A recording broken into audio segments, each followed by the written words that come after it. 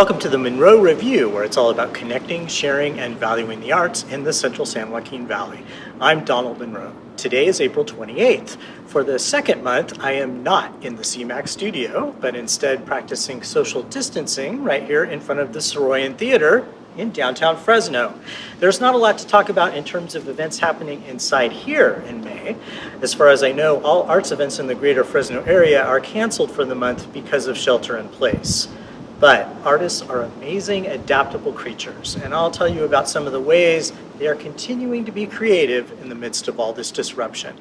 We also have a special segment. Heidi Blickenstaff is a Good Company Players alum who has gone on to a big career on Broadway and in Hollywood, most recently having starred in the Disney movie musical version of Freaky Friday.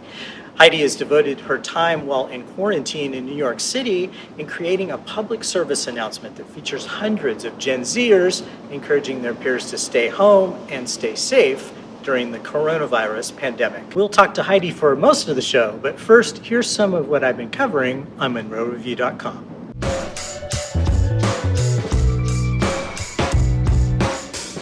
I've given a lot of digital ink over the years to Fresno State professor and composer Benjamin Boone, and for good reason. He is really tearing up the jazz world. Following up on the success of his acclaimed collaboration with the late U.S. Poet Laureate Philip Levine, Boone has a new album. It's called Joy, and he made it in collaboration with the Ghana Jazz Collective. I asked Boone to write a piece for the Munro Review, and we titled it 10 Insights into Ghana and the Making of Benjamin Boone's acclaimed new album. In it, he tells us about the marvelous year he spent abroad as a Fulbright scholar, writing and making a whole new kind of music. Also on MunroReview.com, I debuted a new feature that I'm hoping won't have to last much longer, called the Quarantine Chronicles. This column is a compendium of news tidbits, observations, reader feedback, shout-outs, social media highlights, and suggestions on how we can all keep supporting the arts.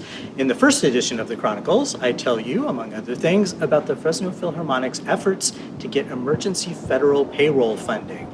I announced the winner of the Fools Collaborative's Slay at Home costume contest, and I give you an update on actor Will Bishop, who is back home quarantining after his starring role in Jersey Boys on a Norwegian cruise ship was curtailed.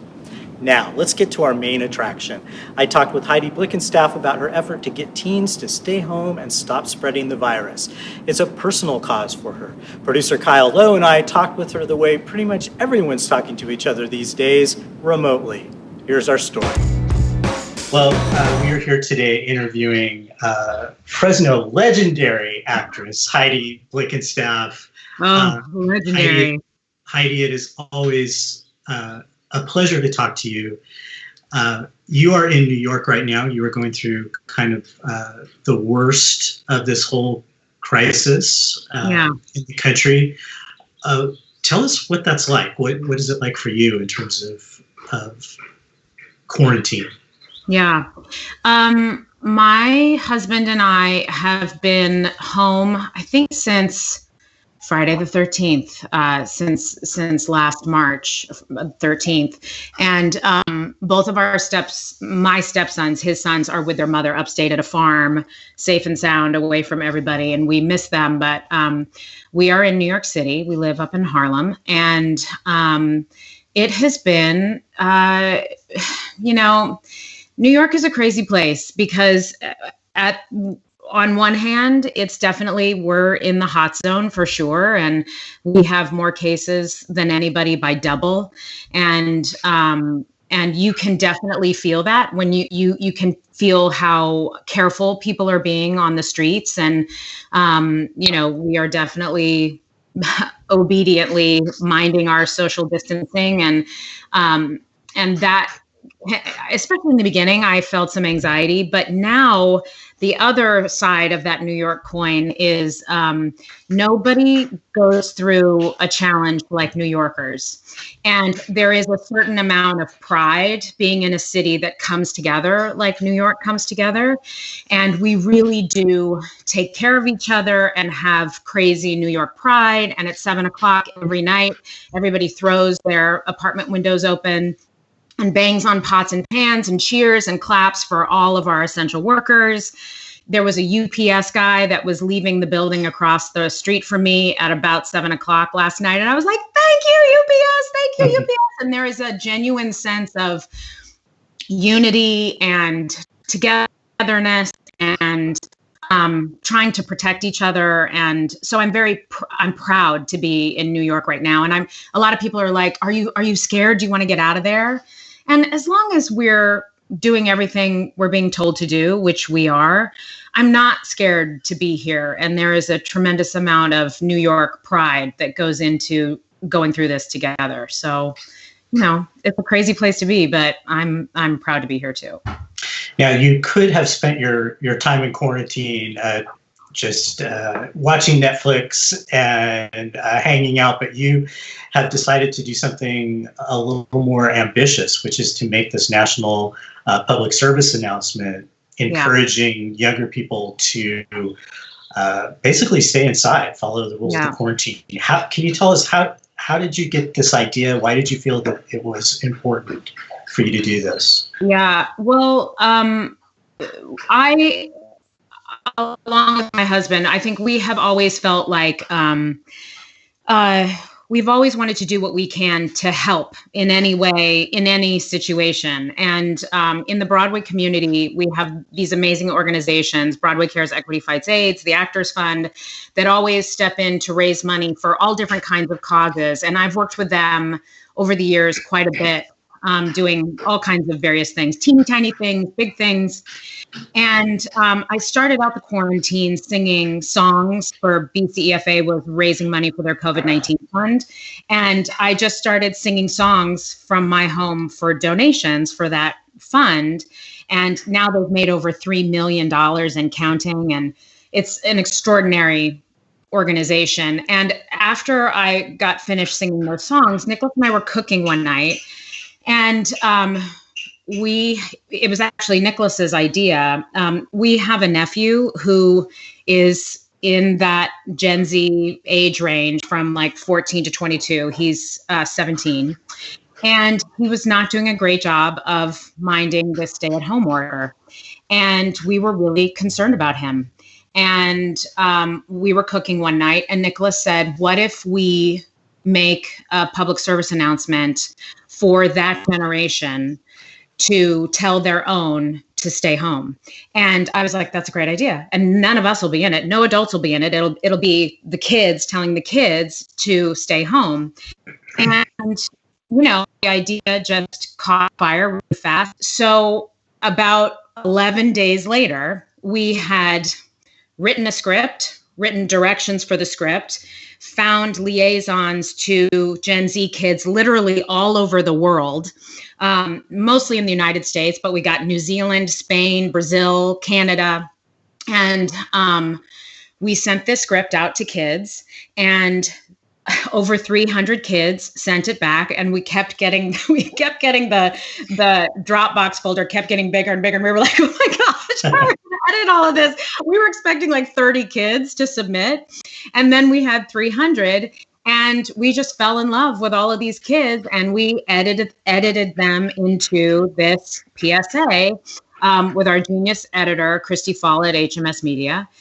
And she sent us a rough cut of it, and Nicholas and I couldn't believe, we totally started crying, and we couldn't believe that this crazy idea in our head that we had over making turkey chili turned into an actual thing.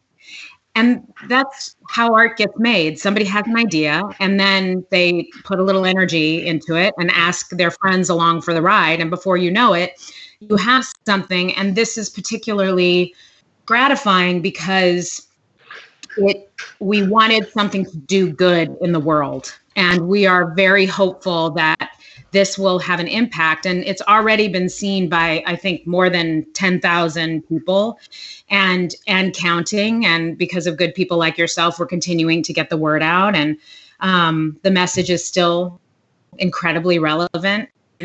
The story kind of keeps morphing a little bit, because I think back in the beginning when Nicholas and I had the idea, we were really focused on that Gen Z generation who were, on the beaches in Florida and chartering airplanes to go on their spring break. And we were really focused on that story. But now it's become more of a everybody debate, because it's not just Gen Zers who are having trouble staying home, but their parents as well. So it's still a really relevant message. And we just hope a lot of people see it. And this generation in particular is kind of underseen.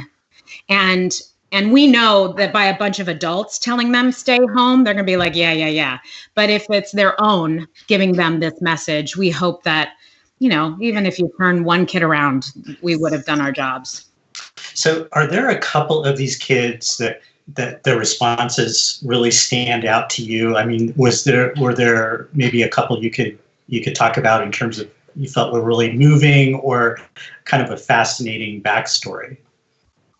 Yeah, so many of them. I mean, every single kid we could have spent, an hour just going through the video that they sent in, because they all read the same script. And then a couple of places in the script, they had a chance to speak freely. And in those sections, like a couple of those lines where I'm staying home because, and they would fill in the blank, or when this is over, I can't wait to blank, and they would fill it in. And, these kids, the thing that you learn when you spread something out to a bunch of strangers and you just ask them to participate and you get all of this love back, these kids all have really they're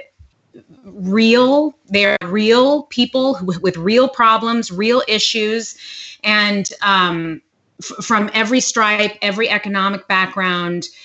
One of the things that was so important to me was that we covered I wanted diversity. I wanted to show every kind of kid, because this virus does not discriminate. It doesn't care if you're rich or poor, what color you are. It doesn't care any of that. It gets you if it gets you.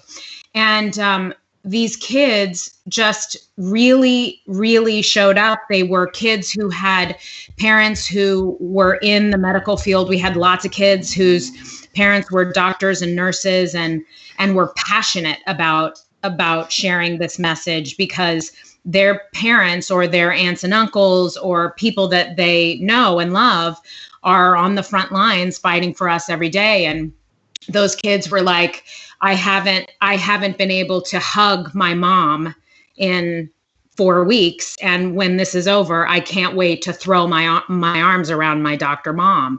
And, you just fall in love with all of them, and they're all just very passionate. There was another kid who said to us, I'm staying home because I'm lucky enough to have a home. And that was incredibly moving to us too, because I think when we first started this, we had a very clear focus that we were talking to kids who were not minding the stay-at-home order, but they could. And that kid opened our eyes to the fact that actually not every kid has a home, or not every kid has a safe home. And so on our website, genzstayhome.org, we have all these resources for kids who are either homeless kids or kids that are in abusive situations. We did our best to try to give these kids somewhere to go, if they don't have somewhere to go, and I know what you realize when you're making something like this is you are trying to do good, no matter how what the right place your heart is in. You're not going to get everybody. I feel like there are kids I'm letting down no matter what. But we certainly learned these stories of these beautiful kids, and I just want to share it with everybody and let everybody see these really, really exceptional Gen Zers. Yeah. And we should say too that not only are you in kind of the epicenter of the disease right now, but it's impacted you personally. You have friends who have been sick.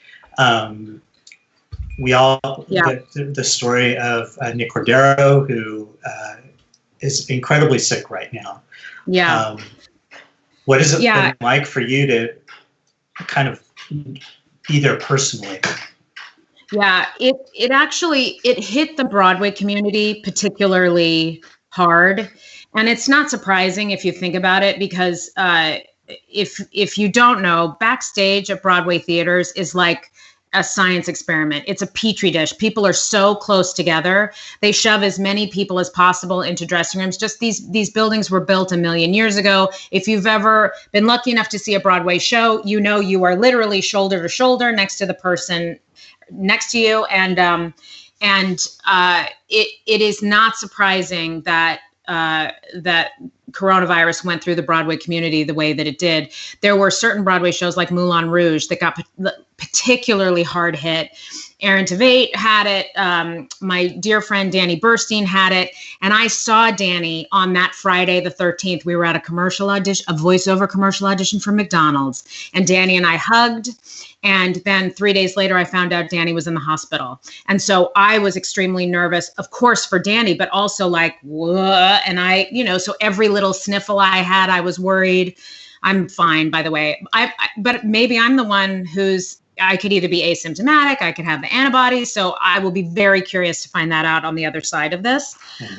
But Nick Cordero in particular is the one that Broadway is aching for right now. Nick has been in a coma for, I think it's like 23, 24 days now. And everybody is just really sending him all the love and light and prayers we can pull together, because he's our family, and he's been through so much harrowing terribleness. They had to amputate his leg, and he's still not awake yet. So we're all praying for Nick. What are your hopes or your thoughts about theater in general after we get through the worst of this? Yeah, I'm always a hopeful person, and I am a true believer that theater and the arts in general, but my heart and soul is theater.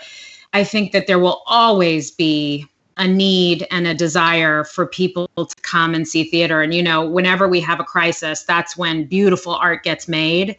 And so I'm just thinking of all of the, Tom Kidd is a dear friend of mine. He's a composer. And I keep wondering, what is Tom writing right now? Tom won a Pulitzer Prize for Next to Normal. And I was lucky enough to work with him on Freaky Friday. And he's done a gajillion things. And I keep thinking, what's Tom going to write because of this? What is that going to inspire in him?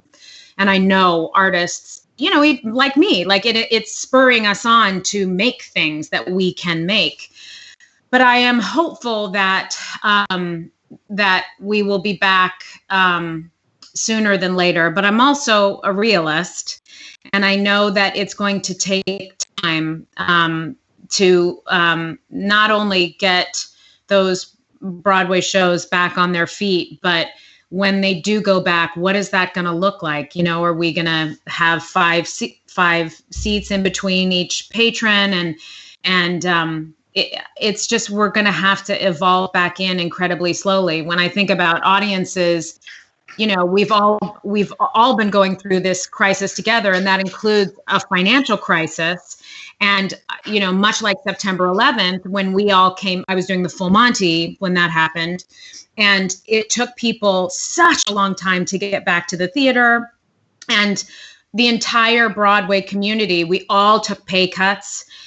Just because we knew that it was going to take a long time for us to get back on our feet again. And I'm sure that's going to happen in the Broadway community again, because audiences, I think it's going to take a long time for audiences to be, of the mindset of like, I want to spend my dollar going to an enclosed place with a bunch of strangers. I think that's going to be, it's going to take time for people to feel safe and to feel like that's where they want their dollars to go. But Broadway's always great at reinventing itself. And now we have all of these online platforms where, streaming musicals, you can see a lot of musicals, Broadway HD. There are all these different places where you can see a lot of that. HMS Media is running a lot of shows that they've done. And so people are able to see live stage versions of their favorite shows, and maybe that's somewhere where Broadway can live for a minute. I'm positive we'll be back, but I think it is going to be a long road, and I think there will be an evolution as to how we get back there. But nothing is like Broadway. I've been lucky enough to work in lots of different areas of showbiz, and I always come back to Broadway knowing that it is, there's nothing else like it. And when you see those actors and musicians and singers be able to do that live, and it happens once for you, and you can't believe those people are able to do that live. When I've been lucky enough to be in a Broadway show, when I go to the stage door, people will say, "Did you sing that live?" I'm like, "Yeah, everything is live. It's all, the orchestra's live. It's all live." And so nothing else is like that. And I think there will always be a desire for that, and always be a longing for us to tell stories. But it will be, I think it's going to be a long road back. So you and your husband, Nicholas, have created an organization called Broadway Because, and this was actually something that was percolating for a while, even before this crisis. Is that the case? Yeah, it's definitely, for years and years, both of us keep having ideas about how we can use our Broadway super friends who have all of these amazing skills to come together and help out for different causes. And so Nicholas and I created a nonprofit organization called Broadway Because, and Gen Z Stay Home is the first initiative of Broadway Because. And you can go to genzstayhome.org, and there's a donate button that will route you to Broadway Because. We're in the middle of learning all of this website stuff, and that will get clearer soon.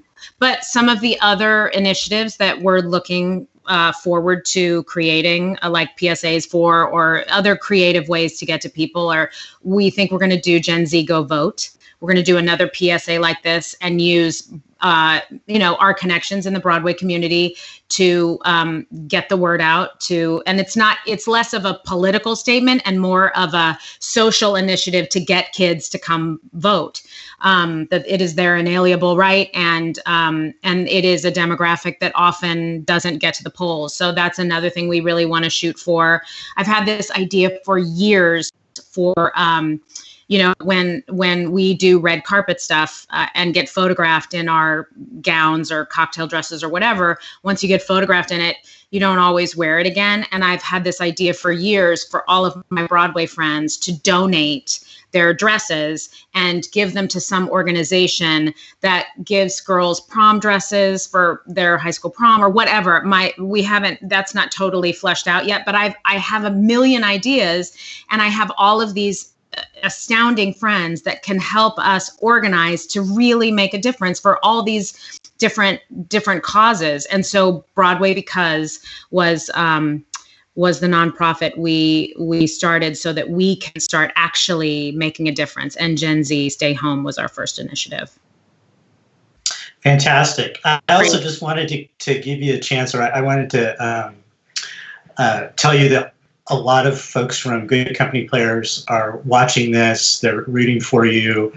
They're going through some tough times too. What would you say to community theater actors who are having to be dark right now? Just that they're certainly not alone. And I started out at Good Company Players when I was 7. I was in the junior company until I was on and off until I was 16. And I did many shows at Good Company Players, and I always credit Good Company and Dan Pisano and Lori Pisano and all of my friends there for really giving me my first education in not just my onstage skill set, but my offstage skill set. And I take that with me wherever I go, and just love them so much for instilling that in me. And I know that goes on now with the kids that go through that program. And you know, I know that they at Good Company, they were kind of doing the Heidi Blickenstaff season. They are. Which is like so flattering and amazing. And I love so much that that the work I have done is something that Fresno audiences would want to see at Good Company Players. That brings me so much joy. And what a bummer that this has happened and has sort of shuttered not just GCP, but every theater across the country. And you know, they are certainly not alone. And I have gotten messages from all over the country, from kids who were doing high school productions of Freaky Friday and Little Mermaid and Addams Family, saying we were, you know, a week away from our first show, and people's hearts are just broken. And so, you know, the thing about this virus and this pandemic is that we are all in this together. And even though I know people are having different kinds of financial hardships, the feelings are universal. And one great thing about when something like this happens is I think it really does have the potential to bring out the best in people. And I know for me, if there's anything I can do to raise the spirits of all of my Good Company Players, brothers and sisters, I am with you. I love you. And I feel you. Every concert, every masterclass, everything that I had scheduled through the summer has all been canceled. And you are not alone. And you know, if there's some way, once we're past this, I can come and visit and we can just sit around and tell theater stories about junior company, I would love to do that. And I'm just thinking about you guys so much and giving you all my love. And I cannot wait for Good Company to do Freaky Friday because I have not yet seen it. I have listened to you many times, but I haven't gotten to see it. So it's a beautiful show. It's really great. I'm very proud of it. Well, Heidi, I just want to thank you for talking with us today and for making this beautiful PSA. I think it is really going to make a difference. It's hard in a place like Fresno where there aren't a lot of outward signs of the crisis. And so that's, I think, that's the toughest audience to reach because we live a little further apart from each other than in New York, and we've actually been doing a very good job with social distancing. So our caseload is way down, but we have to keep up that persistence, or else it could get bad. Yeah. So again, thank you for doing this. Is there anything you wanted to leave us with? Just that I hear a bird in the background where you are, and it's always just such a hopeful, like a hopeful song, right? I feel like there is so much to hope for, and we are totally going to get through this, just like that bird is singing. There he is. But we really do have to be diligent, and I know it's easy when you're not seeing it all around you, but if, you know, New York City is such, you know, it's my love, and we're in such big trouble. And if this can be any kind of, you know, look at us, you know, look what's happened in New York. And I don't want that to happen in my hometown. And just continue to protect each other and protect yourself, and know that this is a real thing, and continue to take care of each other and social distance and stay home. All right. Well, thank you again, Heidi, and you take care. Thank you so much, Dawn. Thanks, guys. Again, you can find the video on Heidi's website, gencstayhome.org, and you can support her and her husband's new nonprofit organization, Broadway Because. Finally, I'd like to remind you that I've also been very busy helping produce a weekly real-time art showcase on Facebook Live titled Fresno Famoso. We are at 7 p.m. Sunday nights, and I've featured some wonderful guests the past 6 weeks, including Emmett Beston, Jeanette Erickson, Kathy Wasika, Thomas Lowenheim, and Meg Clark. Be sure to catch us live. Well, that wraps it up for this month's episode of the Munro Review. Thanks for being here, and rest assured the arts will persevere. A big thank you to Kyle and to my one-man volunteer crew, Shane Mormon, my partner in quarantine. And as thank you to my special guest, Heidi Blickenstaff. For all of you, please keep exploring and supporting the local arts scene. We'll see you next time.